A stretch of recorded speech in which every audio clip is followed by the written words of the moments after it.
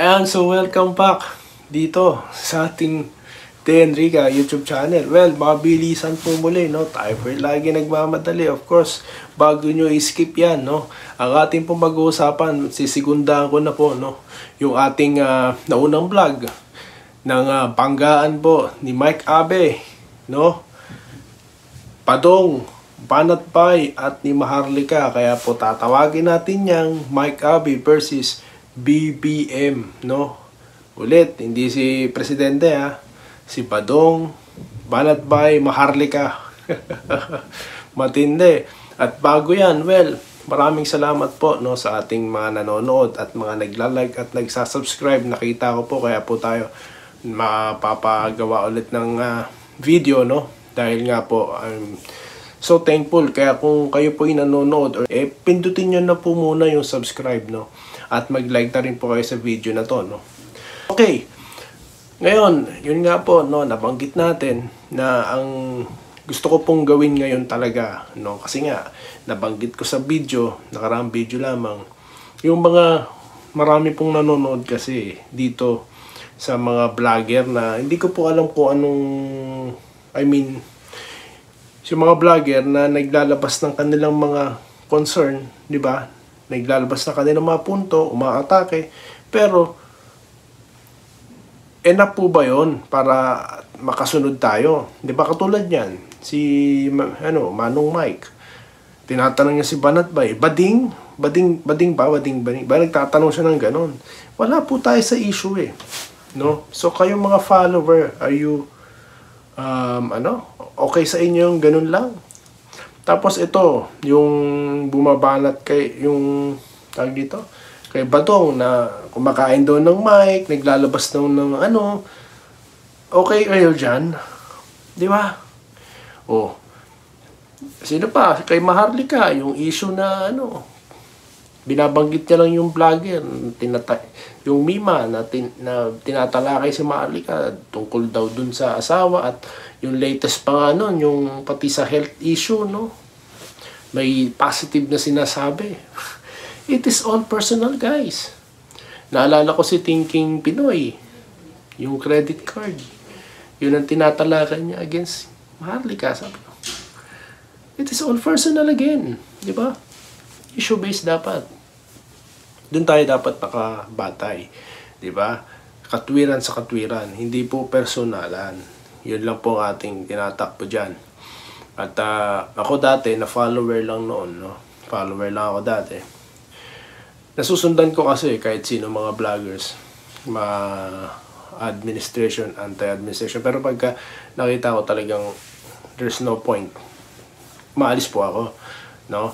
Tulad yan, babanggitin ko na naman si Attorney Harry kanina. Magkokomento po tayo tungkol sa kanyang sama ng loob, dyan po sa Universal Health Law, no? Na talagang meron daw siyang, may mga ipapakulong daw siya. So, tignan natin ang mangyayari dyan, no? Kasi nga, yung essence ng batas, no, na itinaguyod niya, isa siya sa nagtaguyod, or siya ang principal author, no? I-research po natin yan.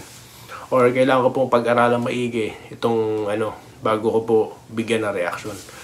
Ayan, kasi batas na po ang ating pag-uusapan. So, dapat mas po tayo yan. Batasin natin yan. So, ganun bago ka sumalang sa ganitong mga discussions, dapat talaga ready ka, no? Napanood po dati si Manong Mike, no? Nanonood po talaga ako dati. Lalo na yung nung umalis siya ng SMNI, pinapanood ko po talaga siya, sinusubaybayan ko. Kaso nga lang, yun na nga, may mga atake siyang kalanganin na hinahanapan po natin ng konkreto, no, na mga basihan, di ba, ng kung saan po siya tawag dito, pinangahawakan niya kung bakit niya pinapanatan yung isang tao, no. May nabanggit din siya about BP Sara, at i-research ko po muna yun, no, bago natin sabihin dito. So, yun nga, kung anong pinagbabatayan mo, anong rason mo, no? Bakit po siya binabanatan, ganyan. Ganun din po sa mga viewers, no? Yung mga nanonood sa channel niya, ano ang interesante sa mga sinasabi niya, 'di ba? Ano yung pinangahawakan mo sa mga sinasabi niya, 'di ba? Sa mga, hindi lang kay Mike, no? Sa maraming mga vloggers diyan. yung mga followers na yun. O, kung ano lang ang sabihin niya, tatanggapin niyo. Kay Nino Barsaga dati, nanonood din ako dyan, no? Sino pa ba mga pinapanood ko? Yung si Jared, yung Coach Jared, dati, nanonood din ako. Pero just for curiosity lang kasi nababanggit siya dati ni Maharlika. Pati itong si Bagong Lipunan. Curiosity lang. Kaso parang tawag dito, nakukulangan ako, natatabangan ako sa kanila pag nagsalita. It turned out to be kung ano-ano na yung tinatopic din nila, no? So yun. So ngayon, itong mga pinapanood ko nga, yun nakakakuha tayo ng informasyon. Tulad yan, yung sa Universal Health Law. No more on that, no, itatalakayan natin yan. Napakaganda po niyan. Bakit? Para po kasing may parang may similarity ng healthcare system sana dito no, sa lugar natin. Kaya mamaya po, no, research ko lang yan. Susundan na po kagad niyan, no, after natin itong i-topic. So yun po, no, ang mga nangyayari, sinusubaybayan po natin ng bakbakang Abe versus BBM. You know, again, hindi po si Presidente, BBM.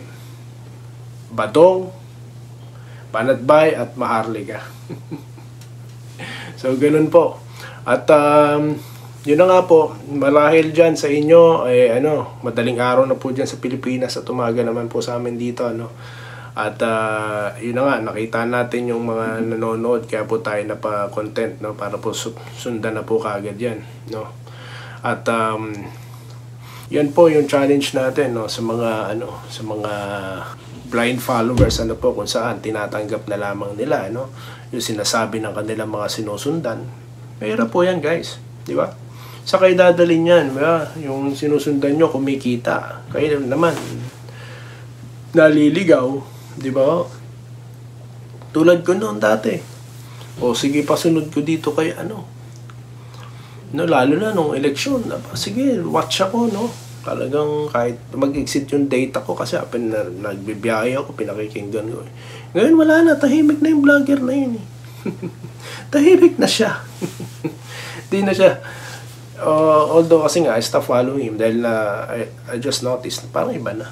Kasi nga po, maligot ang isip ko no? Hindi lang po ako pro-administration, pero nakikinig po talaga ako ng mga iba't ibang mga bagay na hindi po tayo dapat nagsasawalang bahala. Dapat po may pakialam tayo. We must be vigilant. Ayan. So yun lamang po, no? At mabilis ang update lang po, may maisog daw pong nangyayari dyan sa New York, no? At nandyan daw, no? Itong si Attorney Vic Rodriguez, check po natin yan, no? Kung tama yung information na yun, no? At alam nyo po, yung maisog, gusto ko pong mangyari yan sa bansa natin, sa Pilipinas, hindi po sa ibang bansa, no? Kasi po, ayoko pong ipakita sa ibang bansa na may mapagkilos po, no, na mga ganyan. Dapat po sa loob lang ng bansa natin, di ba? Ayoko pong ipakita, tulad niya yung ating presidente, no, talagang matapang siya about sa South China Sea. Yun pala, may mga maisog na nangyayari everywhere. Kasi nga po, ang dalawang bagay, no, ang ginagawa ng presidente rito is yung talagang pinapakita niya yung strong stance natin, no, patungkol dyan sa South China Sea. Ito naman po mga nasa maisog, gusto po naman nila yung mapakinggan yung problema sa loob ng bansa. Ibig sabihin, may mga problema po tayo sa loob ng bansa na dapat tugunan, dapat pakinggan, mga ganyan. Kaysa po we focus more ng ating attention diyan sa South China Sea. Kasi tahimik naman po nung si Presidente Duterte ang presidente. Tahimik naman po Nakita nyo naman ang buhos na suporta ng mga Chinese sa atin dati. Di ba ho? Yung mga maisog na yan, mangyayari yan dapat sa bansa natin. Kasi nga, sa sarili natin dahil meron tayong kalayaan. Pero ang nangyayari na po ngayon, yung mga OFW kagaya ko, gusto na po rin maglabas ng kanilang ng kanilang mga damdamin. Ayan. Kaya po napipilitan silang mag-organisa dahil nakikita nila, nababalitaan nila na parang di umano'y napipigilan yung ilang mga pagkilos, no, dyan sa ating bansa. Kaya mag-organize sila sa ibang bansa kung saan hindi sila mapipigilan. Parang ganun po ang nangyayari ngayon.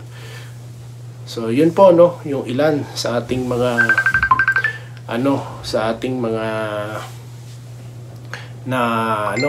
tawag dito, nababalitaan, at yung ating take, no. So, masusundan pa po ang content na ito, no, at magkita-kita po tayo sa mga susunod na content kagaya nito.